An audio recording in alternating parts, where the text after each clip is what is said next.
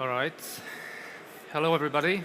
I'm Piotr Luczak, Chief Applications Officer at Tritem. And let me warm up by asking you all a question. What you can see here is our logo, obviously, and there is a picture behind it. And what do you think it shows? What is your idea? Anybody? Because ever since I got my hands on this picture, I'm asking this question to everyone, and I get different answers each time. And it's fascinating to see that human brain works very similarly to artificial intelligence, or maybe the other way around, actually. Some people say it's a map, others would say it resembles a brain. And in reality, this is a two-dimensional mapping of our vectorized database from our AI project. So it's no chance you would guess it, but it's fascinating to see how many answers we would get. And this is the same when we speak about AI. AI is trying to think about what it already saw in the past and then assign the answer to the question here. So, AI is cool, but can we trust it?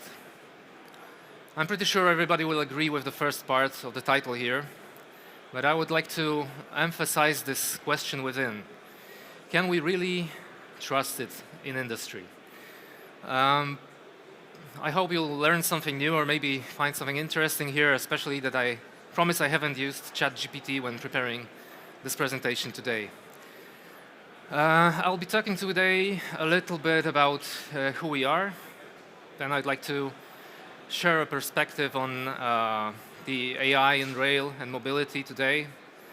I'd also like to talk a little bit about the vision of our future in mobility and then conclude with a wrap-up in the end. So let's dive right in. This year, we're celebrating 20 years of helping our customers reduce costs and cut time to market in the development of their safety and safety-related control systems. We do it by delivering simulation, tests, and validation systems for their control software, which helps them prove that their software is operating safely and according to the normative requirements and also to the requirements in the project. And when we met here at InnoTrans 2022, AI and generative AI in particular was still under the radar. And then in October 22, as we all know, ChatGPT was released to the public, and already in 23, GPT-4 was scoring big grades on quantum computing exams. It's pretty impressive, and one might say, what a time for an engineer to be alive, right? Today, AI is already transforming the railway industry in many ways. So we have those intelligent AI-powered vision systems, which are monitoring rail components for wear and tear, like tracks and other parts of the train, and making the inspection quicker and more efficient. AI can also analyze real-time data coming from the components of the train to be able to anticipate potential failures and reduce the downtime and increase the maintenance performance. There are systems which help the traffic management, so they prevent traffic congestion during peak hours and in densely parked networks. And they can also help with scheduling to optimize the flow. So this is all already here. AI can also help in the software development process. And this one final point is something that I'd like to talk a little bit more about today, because this concerns directly our core competence here. So in software development, many managers and also developers and engineers themselves see all these AI solutions as a glimmer of hope for a relief to their often overloaded teams of experienced engineers, which used to be doing all this work manually in the past. I mean, wouldn't this be a great thing? Who wouldn't like to report to the stakeholders that we can cut the costs of the project because we will generate parts of the software development process. Because that's what some novel tools are claiming today, that some parts can be generated virtually out of thin air. And it sounds great. I'm not going to argue, but there are some certain important factors that have to be taken into account when rushing to using all these novel tools. I'm talking about things like reliability, robustness, functional safety, and eventually the final quality of the product that we're building. And advancements in the software development techniques is nothing new to Rail. The original EN 5018 standard, which covers best practices for software development of safety critical control systems, had been upgraded in 2011 after 10 years, partially due to the advancement in the development process that had been happening over this time. And today, this standard has been replaced, or this year it has been replaced actually with 50716 after another 13 years. At the same time, during the presentation that I'm showing, there's going to be about a dozen papers on NI published. And some of them will concern LLMs and GPT. And in turn, some of this knowledge is going to be implemented and used in tools that are promising instant and groundbreaking results. In a recent report published by Ernst & Young, 2 out of 3 employees say that what makes them anxious about using generative AI is the quality of the outputs. And rightly so. Despite the hype, it is actually not all that easy to implement, and there are several challenges and risks that modern LLM-based systems face. First of all, it's not all that easy to say if an LLM is actually any good. So benchmarking is tricky. Developers of closed LLMs are fine-tuning their solutions specifically to score as high as possible in the benchmarks. As a result, we sometimes get the top-scoring ones, and they are not really the best-performing ones. Another point, data contamination, occurs when we're trying to examine and benchmark an LLM using the data it has already seen in the training process. So in other words, the test and validation data and the pre-training data are overlapping at some point. This again leads to inflated performance results because it's quite easy for LLMs to answer questions it had already seen in the past. Another thing not talked enough about, I guess, is the code generation performance. So it is principally a good idea to try and use a GPT or an LLM to generate code, because after all, it's just transferring the prompt into a text response typically, so why not code, right?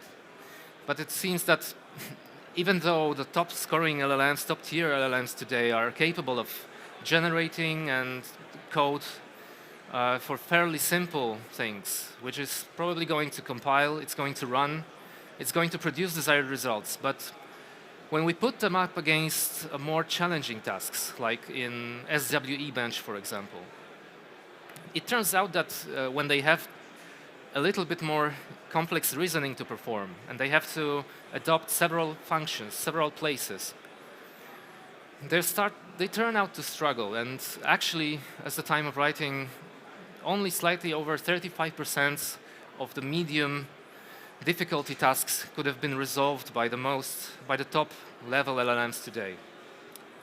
Finally, there's the question of costs and data sovereignty.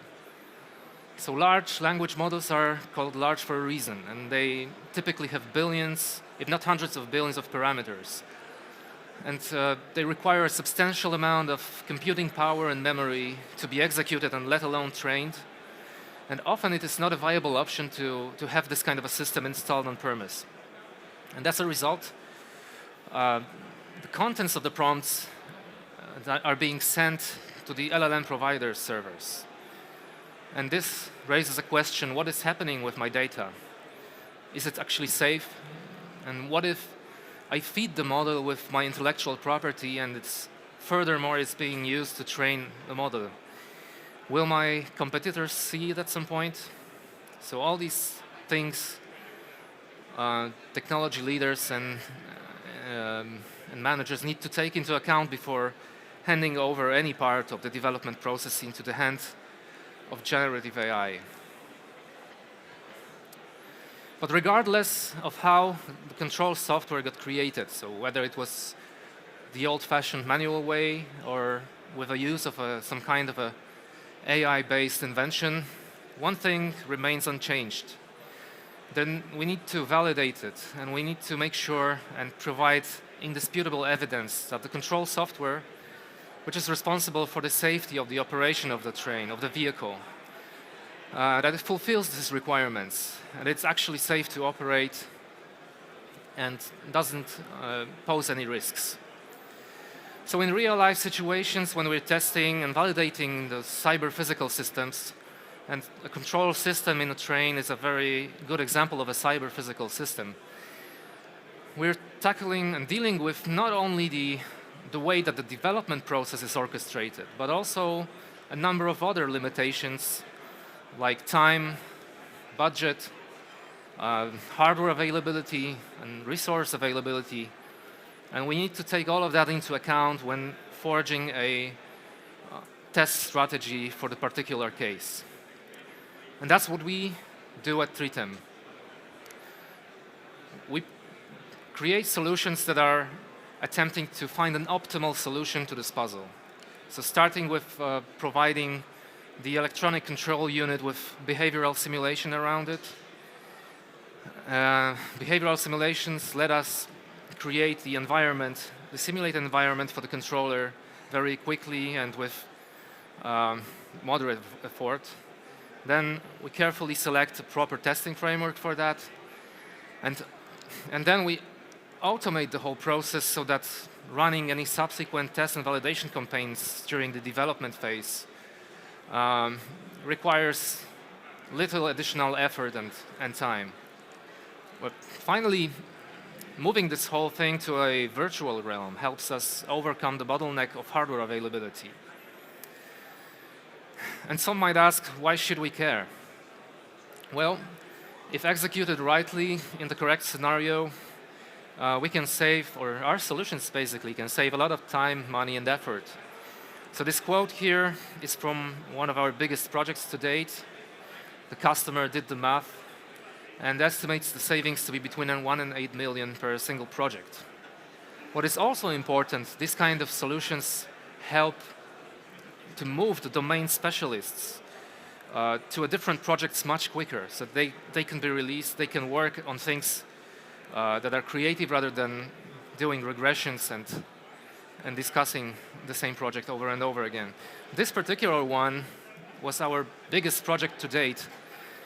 And it consisted of actually 12 cars of a high-speed train that were simulated, put into a virtual realm, together with hardware elements. And we had to come up with custom interfaces to be able to debug and log the communication between all the hardware components in the setup. And we were able to discover very interesting failures that, if left unnoticed at this early stage of the project, could have caused disastrous consequences during tests on the tracks. And that's what our customers love us for. Trustful, stable, pragmatic, professional, and efficient. That's us, according to our customers. So we're building long-term, mutually beneficial relationships with our customers, helping them with their control systems. And we're looking forward to build more relationships like that in the future, so that together we can put a stamp of quality on their control systems, whether it was created with AI or not. So, does this all mean that we should limit the use of AI in our daily work? Absolutely not. AI is here to stay, and it's going to be a much bigger part of our lives very soon. But will AI make its way to the industry, and especially generative AI, because as I showed you, AI has been there for some time? It surely will, but as experts in quality, we recommend the approach of conscious and aware trust, meaning knowing what the systems are capable of, but also being aware of the risks they pose. And the pace of the development in the generative AI domain and the amount of information can indeed be overwhelming for some people, but that's what companies like us are for, to help you overcome those headaches and make sure that together with leveraging the power of AI, you're not really sacrificing the quality of the thing that you're doing. Thank you.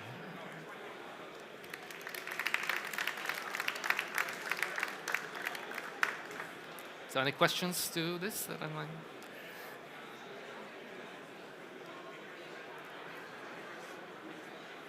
Can't see anybody. Okay, thank you then.